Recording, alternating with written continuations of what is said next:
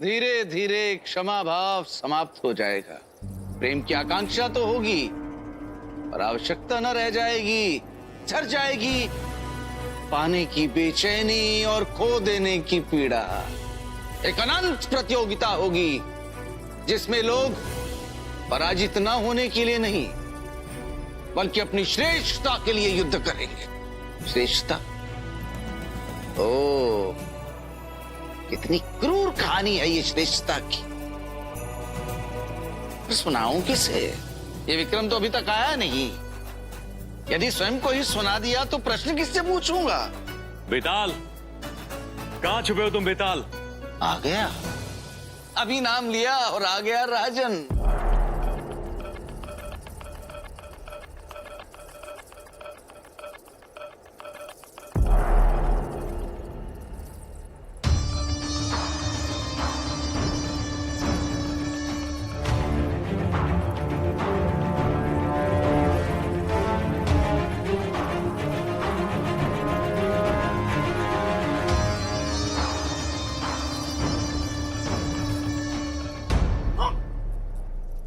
विक्रम, छोड़ छोड़ दे विक्रम, छोड़ दे विक्रम, छोड़ दे। बेताल, जब तुम्हें पता है तुम्हें ढूंढ ही लेंगे तो तुम छुपते क्यों? कर्म राजन, कर्म। ये जानते हुए भी कि मैं तुम्हारे हाथ नहीं आऊंगा, तुम मुझे पकड़ने का अपना कर्म नहीं छोड़ते, मैं भला अपना कर्म क्यों छोड़ूं? छोड़ दे, छोड़ छोड़। छोड़ दिया। चलो हमारे साथ। संभल कर विक्रम, 1100 वर्ष पुरानी हड्डियां हैं, चुभ जाएंगी। मैं जानता हूं राजन, तुम स्वयं को श्रेष्ठ समझते हो और मैं तो हूं ही सर्वश्रेष्ठ। चलो आज इस बात का निर्णय हो ही जाए कि हम में से श्रेष्ठ कौन है। किंतु कैसे करें अपनी श्रेष्ठता का निर्णय? तो चलो राजन, इस बात का निर्णय हम एक प्रश्न से करते हैं और वो प्रश्न ये है कि ऋषि वशिष्ठ के 100 पुत्रों के हत्यारे ऋषि विश्वामित्र इस संसार के सर्वश्रेष्ठ मनुष्य क्यों कहलाए? राजन, मैं जानता हूं तू बोल नहीं सकता और मैं सुन सकता हूं तेरे मन की बात। तू ऋषि विश्वामित्र की कथा सुनना चाहता है ना? तो सुन, ऋषि विश्वामित्र जन्म से ऋषि नहीं थे। उनका जन्म क्षत्रिय कुल में हुआ था। वो एक योद्धा थे, इतने वीर, इतने बलशाली कि उनके समान संसार में कोई दूसरा योद्धा नहीं था।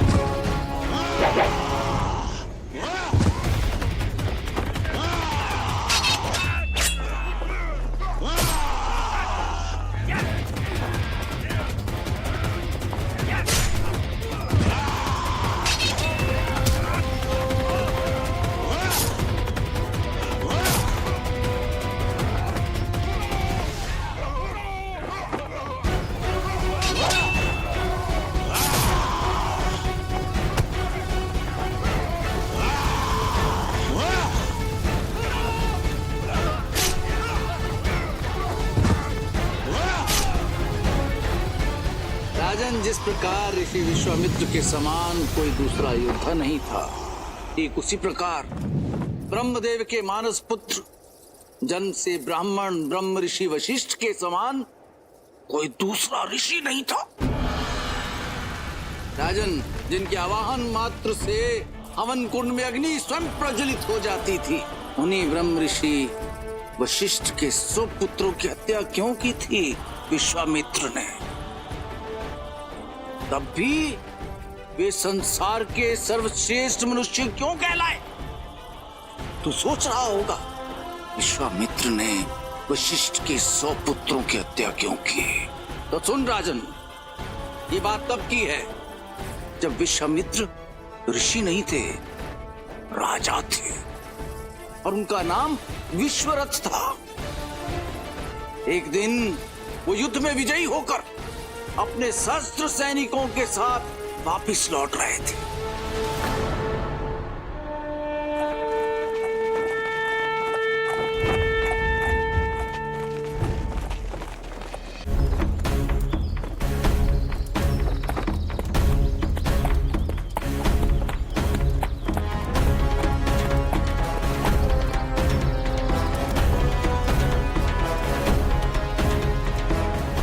इतनी बड़ी सेना,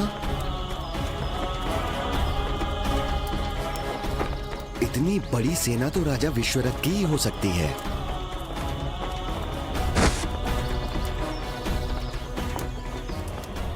राजा विश्वरथ?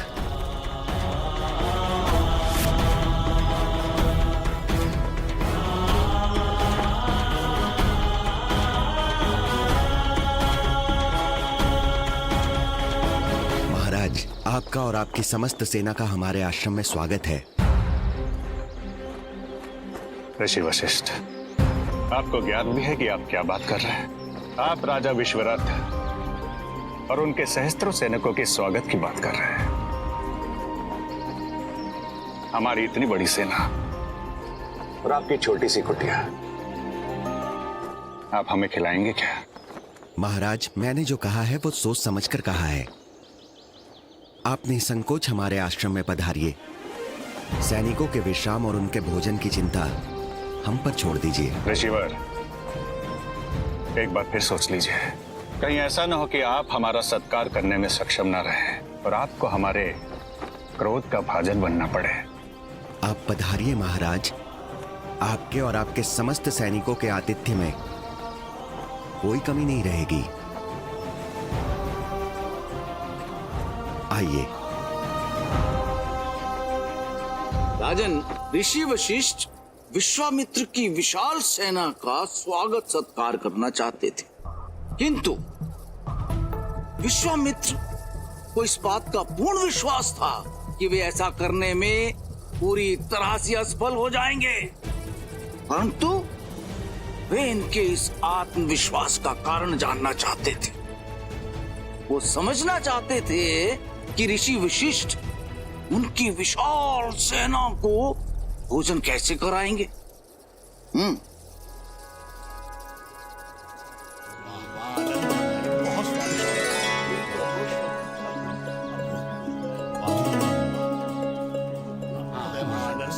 बहुत स्वादिष्ट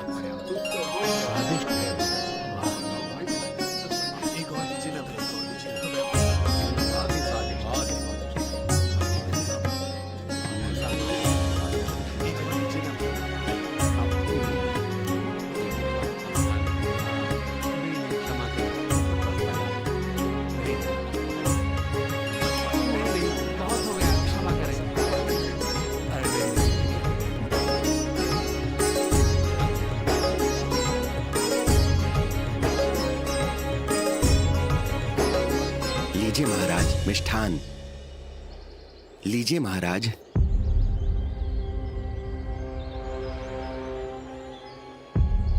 महाराज, आपके समस्त सैनिकों ने भरपेट भोजन कर लिया है। फिर भी अगर हमारे सत्कार में कोई कमी रही हो तो बताइए। ऋषिवर, हम आपके भोजन और सत्कार से पूर्णतः संतुष्ट हैं, किंतु एक बात अभी भी हमारी समझ के परे है कि हमारे सहस्त्र सैनिकों के लिए आपके पास इतना सारा भोजन आया कहां से? सब ईश्वर की कृपा है महाराज। नहीं ऋषिवर, हम इस रहस्य को समझना चाहते हैं।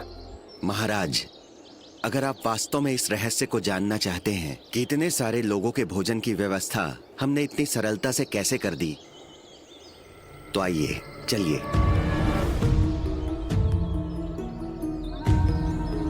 आइए महाराज। ये माता कामधेनु की पुत्री नंदिनी है। माता कामधेनु की तरह इसमें भी दिव्य शक्तियां हैं। नंदिनी अनगिनत लोगों को भोजन करा सकती है। इन्हीं की कृपा से हम आपके सहस्त्रों सैनिकों का सत्कार कर सके और उन्हें भोजन करा सके। अद्भुत, अद्वितीय। एक गाय में इतनी अलौकिक शक्तियां, किंतु इतनी दैव्य, इतनी महत्वपूर्ण गाय आपके आश्रम में क्या कर रही है? इन्हें तो हमारे महल में होना चाहिए। महाराज, ये आप क्या कह रहे हैं? सोचिए ब्रह्म ऋषि, यदि ये दिव्य गाय, ये नंदिनी हमारे पास होंगी तो हमारे कितने कार्य बिना किए ही संपन्न हो जाएंगे। लाखों लोगों के भोजन का व्यय और श्रम दोनों बचेगा। इसलिए इस गाय की उपयोगिता आपके आश्रम में नहीं, हमारे राजमहल में है। महाराज, नंदिनी को देवताओं ने हमारे पुण्य कर्मों के फल स्वरूप हमें प्रदान किया है। किसी और के पुण्य कर्मों का फल किसी और को नहीं दिया जा सकता, इसलिए हम ये गाय आपको नहीं दे सकते। ऋषिवर, हम आपसे निवेदन नहीं कर रहे, ये हमारा आदेश है। क्षमा कीजिए महाराज, किंतु ऋषि किसी राज आज्ञा से बंधा नहीं होता। ये गाय हम आपको नहीं दे सकते। राजन, राजा विश्वरथ के अहंकार को ऋषि वशिष्ठ की नाव ने बहुत बड़ी चोट पहुंचाई। उनका अहंकार किसी विषैले सर्प की भांति फुफकार उठा। ओम द्यो शांति अंतरिक्ष ग्वंग शांति। तुम्हारा इतना दुस्साहस कि तुम राजा विश्वरथ की आज्ञा का उल्लंघन करो। आज के पश्चात तुम ये जान जाओगे कि राज आज्ञा से बढ़कर और कुछ नहीं होता। खंडित कर दो इस ऋषि के अहंकार को, नष्ट कर दो इसके संपूर्ण आश्रम को।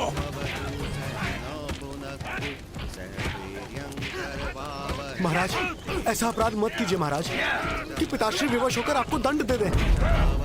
इतना अहंकार किस लिए? इस यज्ञ के कारण ही ना? तो ठीक है, हम इस यज्ञ अनुष्ठान को ही नष्ट कर देंगे। सैनिकों, नष्ट कर दो इस यज्ञ अनुष्ठान को। स्वाहा।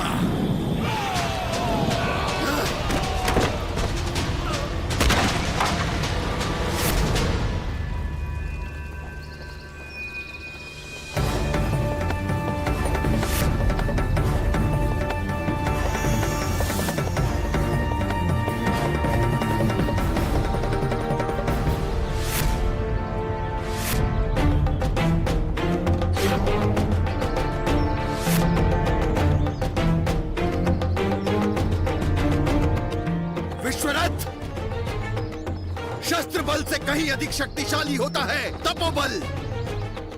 आज के बाद कभी किसी ऋषि और सन्यासी पर आक्रमण करने की सोचना भी मत।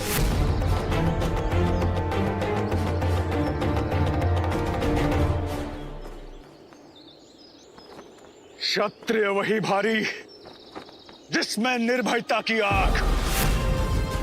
ऋषिवर, क्षत्रिय हम न कभी पराजित हुए थे और जब तक जीवित है कभी पराजय स्वीकार नहीं करेंगे।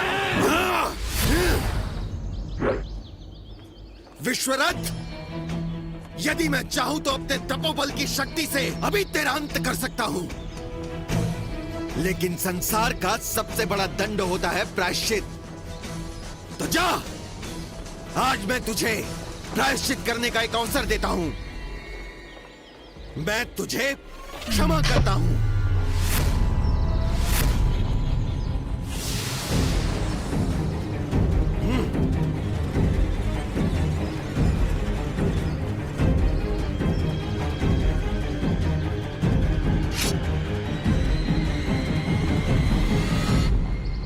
राजन, ऋषि वशिष्ठ से पराजित होने के बाद विश्वामित्र को तपोबल का आभास हो गया था।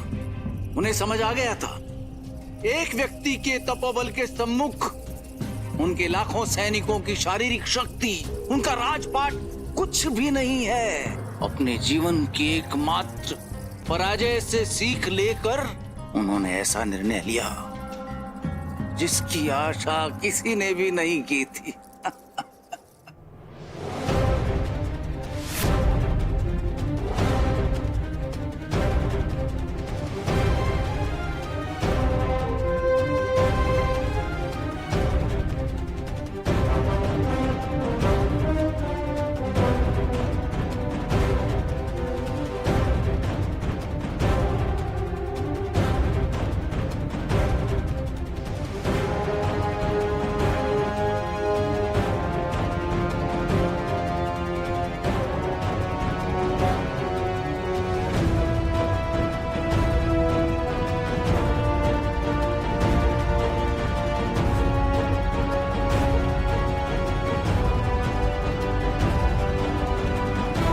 आज से हम ये राजपाट, ये राजसी जीवन सब कुछ त्यागते हैं।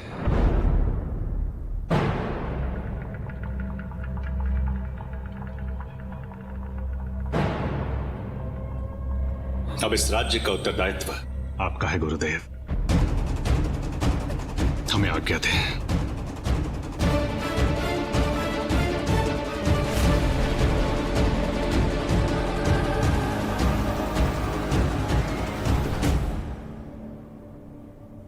रुक जाइए महाराज। महारानी, हमने ये निर्णय भली भांति सोच समझ कर लिया है।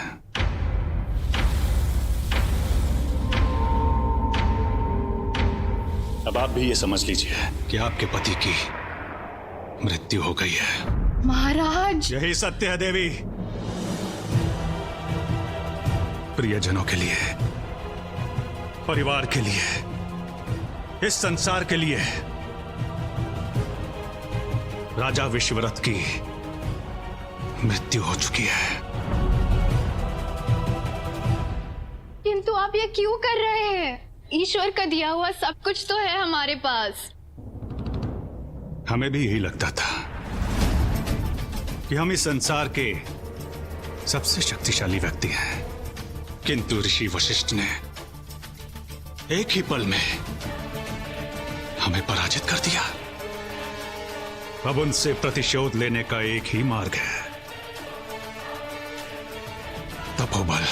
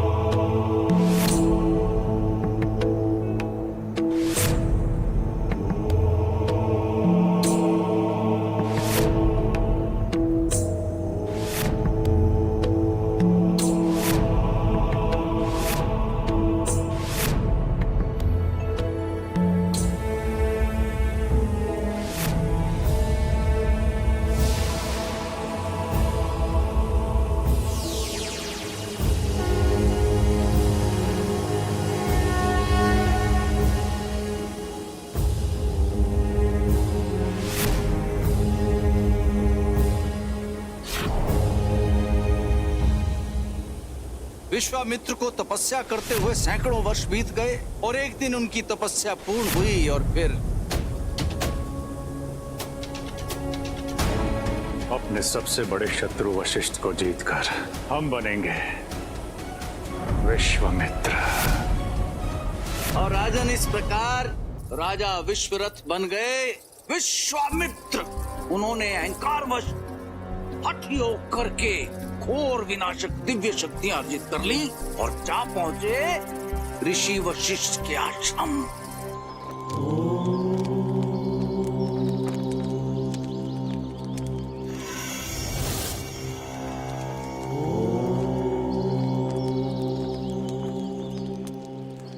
विश्वामित्र हैं हम। इस संसार में जो भी हमारा शत्रु होता है वो जीवित नहीं बचता। वशिष्ठ ने अपने तपोबल से हमारा अपमान किया था, हमसे शत्रुता मोल ली थी। अब उसी वशिष्ठ का अस्तित्व ही समाप्त कर देंगे हम।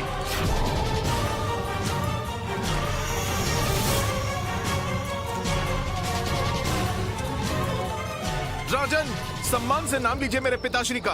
वो ब्रह्म ऋषि हैं, राजकुल के कुल गुरु हैं। तो रघुकुल को अपने लिए किसी अन्य गुरु की व्यवस्था आरंभ कर देनी चाहिए।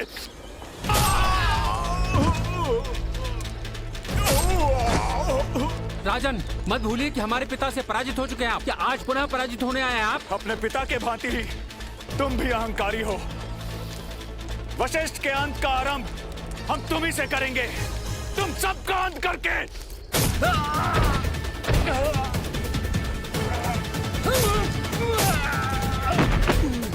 राजन, हमारे पिताश्री ने आपको क्षमा कर दिया था, किंतु हम नहीं करेंगे।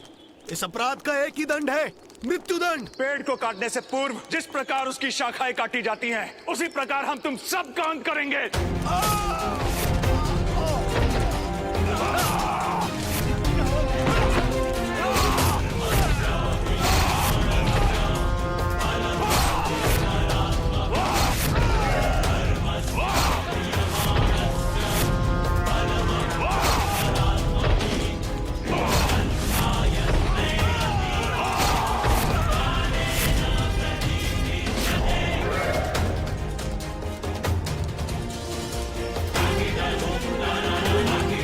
विश्वामित्र है हम, हमारा कोई भी शत्रु जीवित नहीं बचेगा। विश्वामित्र! राजन, आज विश्व की दो महाशक्तियां एक दूसरे के सम्मुख खड़ी थी। एक और ऋषि वशिष्ठ का योग बल और दूसरी ओर विश्वामित्र द्वारा हठ योग से प्राप्त अखंड दिव्य शक्तियां।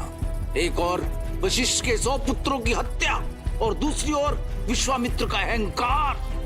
किसकी होगी जीत, किसकी होगी हार? राजन, मेरे प्रश्न का उत्तर सोच और समझ। मेरा प्रश्न वही है, ऋषि वशिष्ठ के 100 पुत्रों के हत्यारे विश्वामित्र संसार के सर्वश्रेष्ठ मनुष्य क्यों कहलाए?